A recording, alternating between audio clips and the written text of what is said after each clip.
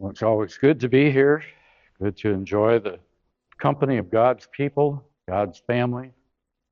And I was thinking as Brother Mauser was speaking tonight about how good God is and how gracious He is and how merciful He is. It's just amazing the grace and mercy that He has. And that's always been two of my favorite subjects to talk about because without grace or mercy, I wouldn't be standing here tonight, of course. Uh, I have a little poem or a little story. Uh, I really like this one. It's called The Empty Egg. Jeremy was born with a twisted body and a slow mind. At the age of 12, he was still in the second grade. Seemingly unable to learn, his teacher, Doris Miller, often became exasperated with him. He would squirm in his seat, drool, make grunting noises. At other times, he spoke clearly and distinctly, as if a spot of light had penetrated the darkness of his brain. Most of the time, however, Jeremy just irritated the teacher. One day, she called his parents and asked them to come in for a consultation. As the Forresters entered the empty classroom, Doris said to them, "Jeremy really belongs in a special school. It isn't fair to him to be with younger children who don't have the learning problems. Why, there's a 5-year gap between his age and that of the other students." Mrs. Forrester cried softly into a tissue while her husband spoke. "Miss Miller," he said, "there is no school of that kind nearby. It would be a terrible shock to Jeremy if we had to take him out of the school. We know he really likes it here." Doris sat for a long time after they had left, staring at the snow outside the window. Its coldness seemed to seep into her soul. She wanted to sympathize with the Forresters. After all, their only child had a terminal illness. But it wasn't fair to keep him in his class. She had 18 other youngsters to teach, and Jeremy was a distraction. Furthermore, he would never learn to read and write. Why waste any more time trying? As she pondered the situation, guilt washed over her. Here am I complaining with my problems are nothing compared to that of that poor family, she thought. Lord, please help me to be more patient with Jeremy. From that day on, she tried hard to ignore Jeremy's noises and his blank stares. Then one day he limped to her desk, dragging his bad leg behind him.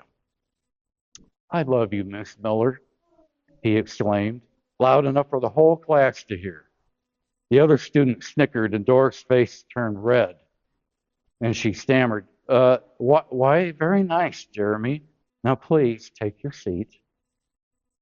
Spring came, and the children talked excitedly about the coming of Easter.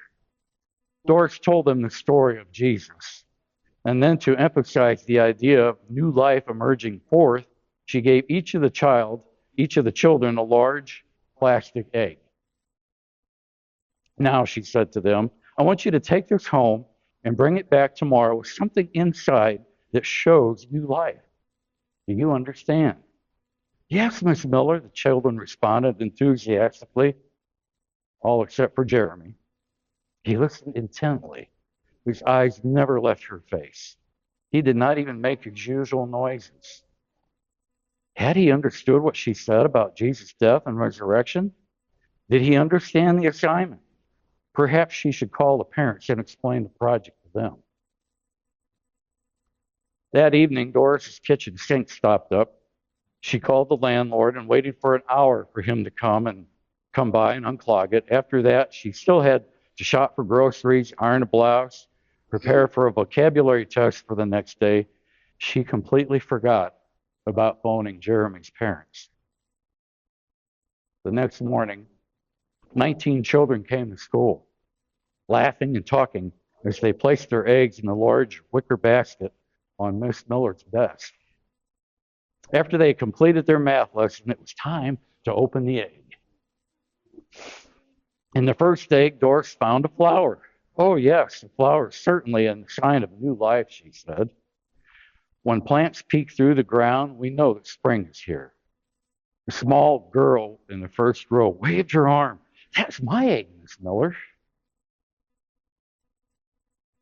she called out. The next egg contained a small plastic butterfly, which looked very real. Doris held it up. We all know that a caterpillar changes and grows into a beautiful butterfly. Yes, that's new life too. Little Judy smiled proudly and said, "That's my egg." Next, Doris found a rock with moss on it. She explained that moss too showed life. Billy sprang up and waved his arm and said, "That's my egg. My daddy helped me." Then Doris opened the fourth egg. She gasped. The egg was empty. It must be Jeremy, she thought. And of course, he did not understand her instructions. If only she had forgotten to phone his parents. Maybe because she didn't want to embarrass him, she quietly set the egg aside and reached for another. Suddenly, Jeremy spoke up. "Miss Miller, aren't you going to talk about my egg?" Flustered, Doris replied, "But Jeremy, your egg is empty." He looked into her eyes and said softly, "Yes, but Jesus' tomb was empty too."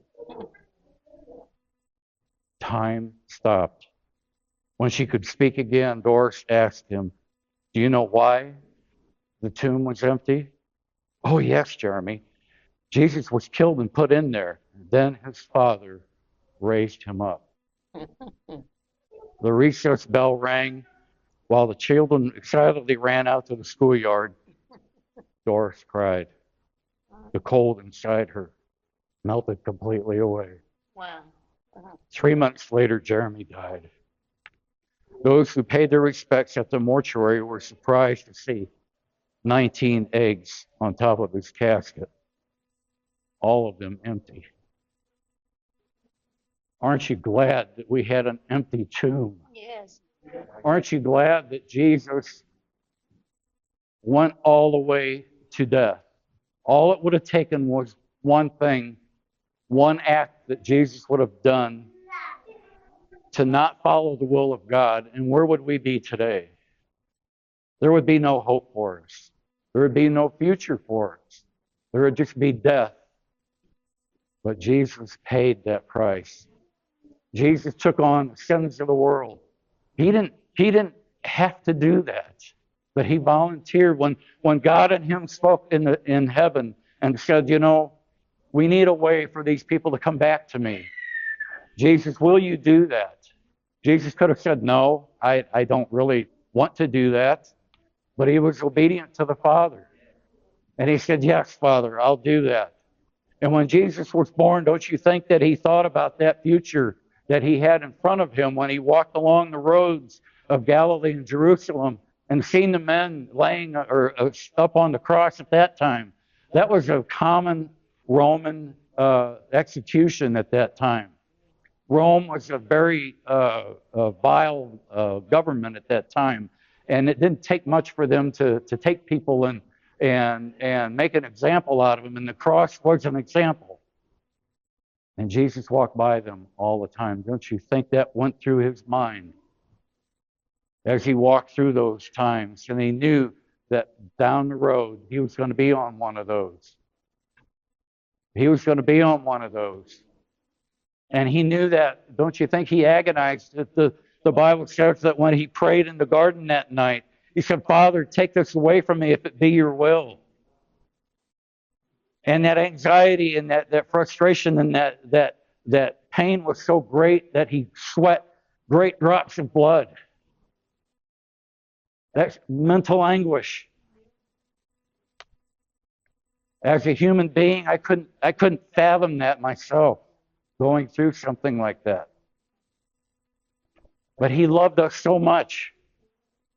And he loved us so much, so deeply, that it went down to his heart. And he said, not my will, but thine, Father. And he spread his arms out and allowed them to hammer those nails in his arms, in his feet. And it wasn't long after that he gave up the ghost. And he died for us. But hallelujah, the story does not end there. It does not end there. That third day when Mary and the other women went to that tomb, the rock was rolled away, and that rock was huge. That boulder was big enough that 4 men would have had to roll it back. 4 Roman soldiers that were big and strong would have had trouble rolling it back. But that angel just pushed it away. And Mary walked in there and said, "He's risen." All that was laying there was the cloths that they laid and wrapped around him. And he walked among them. And he was alive. And he's still alive at the right hand of the Father. And he's making intercession for us.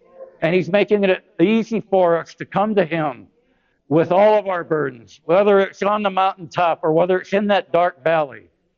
We can come to him. And aren't you glad that that tomb is empty today?